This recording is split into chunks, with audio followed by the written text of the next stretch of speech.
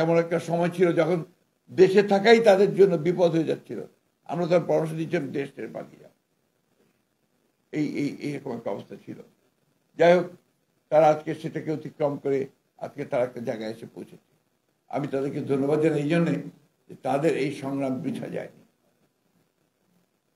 প্রিয় সুধীবৃন্দ, আমি দেশনেত্রী বেগম খালেদা জিয়ার ওপরে যে বইটা, তারা জবানবন্দির উপরে লেখা যে বইটা তারা করেছে, জবানবন্দির উপরে, এইটা আপনাদেরকে পড়তে বলবো।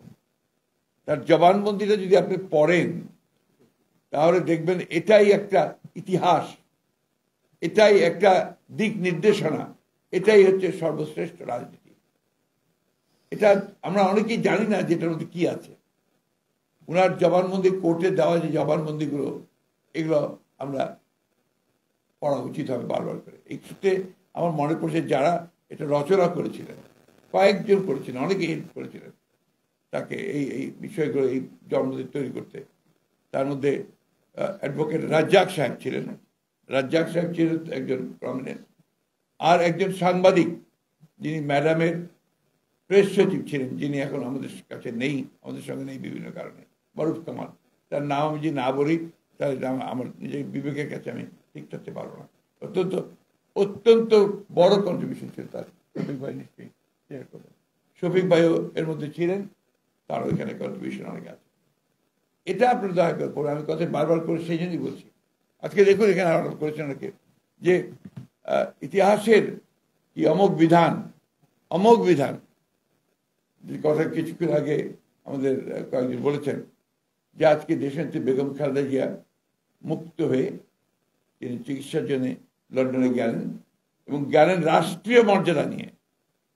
তাকে সি অফ করেছে এবং তারা পথে পথে লক্ষ লক্ষ মানুষ তাকে সি অফ করেছে ভালোবাসা থেকে। এবং তাকে যেভাবে আন্তর্জাতিকভাবে তিনি যে সম্মানটুকু পেয়েছেন, কোথাও বাধা পেতে হয়নি আমাদেরকে। আমরা যেখানেই বলেছি যে এটা আমাদের দরকার, সাথে সাথে করে দিয়েছে, ভিসা দিয়েছে। ম্যাডামকে নিয়ে যাওয়ার জন্য কাতারের আমিরের প্রতি আমি আমার কৃতজ্ঞতা জানাচ্ছি যে তারা একেবারেই কোনো পারিশ্রমিক না, অর্থাৎ যেটাকে আমরা বলি রেন্ট না নিয়ে তারা এই বন্দোবস্ত দিয়েছেন এবং খুব দ্রুতভাবে দিয়েছেন। আমি ধন্যবাদ জানাই ব্রিটিশ সরকারকে যে তারা সেখানে তাদেরকে যাওয়ার ব্যাপারটা নিশ্চিত করেছেন এবং সেখানে আমাদের যারা আছেন, আমাদের ভারপ্রাপ্ত চেয়ারম্যান তারেক রহমান সাহেব সহ, তারা সেখানে তার চিকিৎসার ব্যবস্থা শুরু করেছেন। এবং এই ওটি আমি বললাম, আমার কাছে যখন এরা তারিখটা ছিল, তো আমি একটু দেরি হচ্ছিল, আমরা চেষ্টা করছিলাম যে এটাকে আরো বড় আকারে করা যায় কিনা, যাই হোক সেটা সম্ভব হয়নি।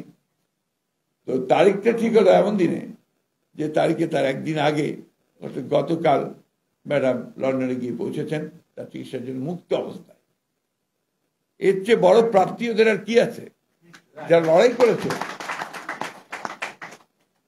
যে মহিষী নেত্রীর জন্য তারা জেলে গেছে, গুম হয়েছে, পায়ের নখ তুলে নিয়েছে, অত্যাচার করেছে। একজন এখন সুস্থ হয়নি, আরেকজন হাসপাতালে পড়ে আছে তার স্ট্রোক করে। তারা এইটুকু তো পেয়েছে তাদের লড়াইয়ে। দেশনেত্রী বেগম খালেদা জিয়া এখন মুক্ত, চিকিৎসার জন্য বিদেশে যেতে পেরেছে। আমাদের ভারপ্রাপ্ত চেয়ারম্যান সাহেব তিনি মুক্ত হবেন অল্প দিনের মধ্যেই পুরোপুরি কেস থেকে, তিনিও এসে আমাদের মাঝে উপস্থিত হবেন। আমাদের যে ত্যাগ, আমাদের জনগণের, আমাদের ছাত্রদের, আমাদের যুবকদের, আমাদের স্বেচ্ছাসেবকদের, আমাদের মহিলাদের, এটা কোনো মতেই বৃথা যাবে না, বৃথা যায়নি। আমরা তো অন্তত ফ্যাসিবাদকে সরাতে পেরেছি, তাড়াতে পেরেছি, তাই না? তো এইখানে আমরা যেন কোনো হীনমন্যতা এখন না ভুগি। দুর্ভাগ্য আমাদের, দেখেন এখন এই হাসিনা চলে যাওয়ার পর থেকে, পালানোর পর থেকে আমরা কেন জানি না নিজেদেরকে আবার সেই পুরো বিশ্বাস ফিরিয়ে আনতে পারছি না, ঐক্যের জায়গাটাতে থাকতে পারছি না। কি দুর্ভাগ্য যে এখন যেটা শুরু হয়েছে এটাকে আমি মনে করি এতটুকু সুস্থ ব্যাপার না, অসুস্থ একটা প্রতিযোগিতা শুরু হয়েছে ক্ষমতায় টিকে থাকবার জন্য। আর ক্ষমতা তো টিকে থাকবে তখনই যখন এটাকে তুমি সেটেল করতে পারবে, স্টেবিলিটি আসবে, স্থিতিশীলতা আসবে। তার জন্য আমরা যে কথাটা বারবার বলছি, সংস্কার তো আমরাই শুরু করেছি ভাই। আমরা এই প্রথম সংস্কারের কথা বলেছি, এবং জিয়া রহমান সাহেব প্রথম সংস্কার করেছেন, একদলীয় শাসন ব্যবস্থা থেকে বহুদলীয় গণতন্ত্রে নিয়ে এসছেন। গ্রেটেস্ট সংস্কার, উনি পুরো কাঠামো পরিবর্তন করে দিয়েছেন। এই যে সংবাদপত্রের স্বাধীনতা একদম বন্ধ ছিল, মাত্র 4টা পত্রিকা ছিল, সবগুলো সংবাদপত্র ওপেন করে দিয়েছেন জিয়া রহমান সাহেব।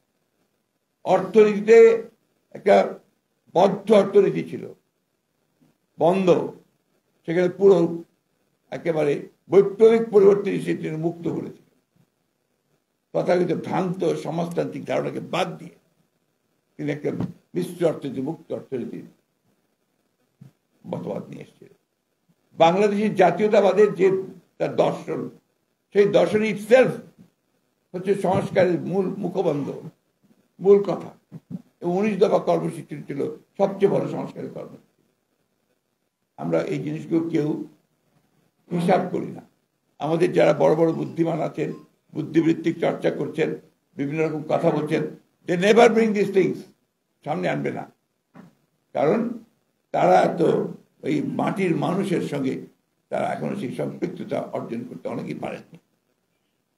আমি অনুরোধ করব যে এই বিষয়গুলো সকলকে দেখার জন্য, to study properly Zia Rahman, to study properly Khaleda Zia. Khaleda Zia তিনি ক্ষমতার প্রলোভনে ক্ষমতায় আপনার রাজনীতি আসেনি। তিনি এসেছিলেন যখন, তখন তার সামনে কোনো প্রধানমন্ত্রিত্বের কোনো সম্ভাবনা ছিল না।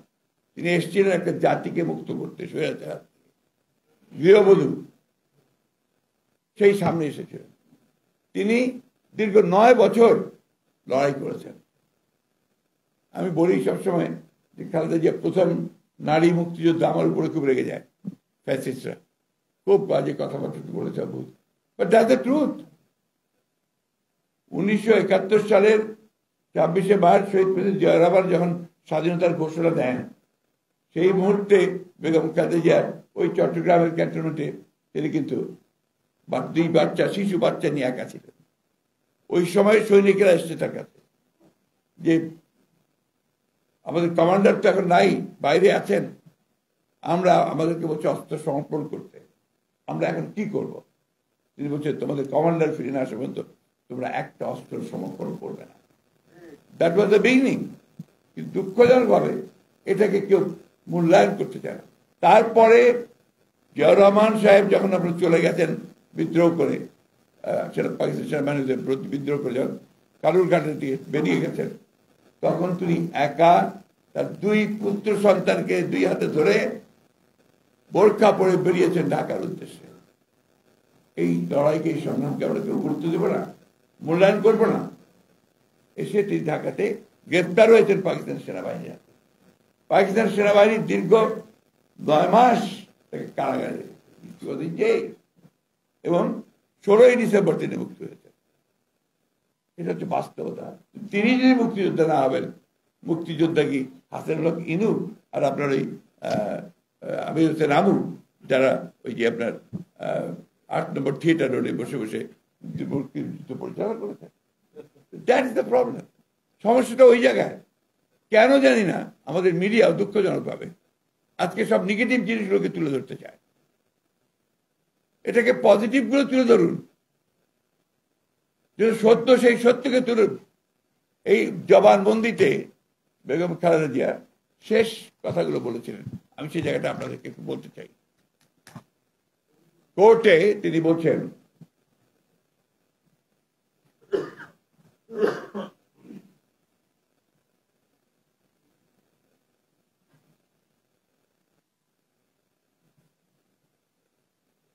আমি আমার পদে আসীন থেকে নিষ্ঠা সহতার সঙ্গে দায়িত্ব পালন করেছি, কোনো আইন ভঙ্গ বা অপরাধ করিনি।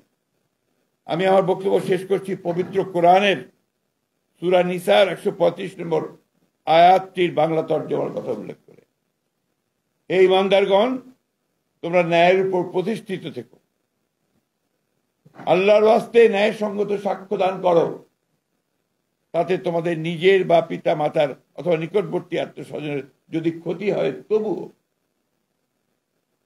কেউ যদি ধনী বা দরিদ্র হয়, আল্লাহ তাদের শুভাকাঙ্ক্ষী তোমাদের চাইতে বেশি।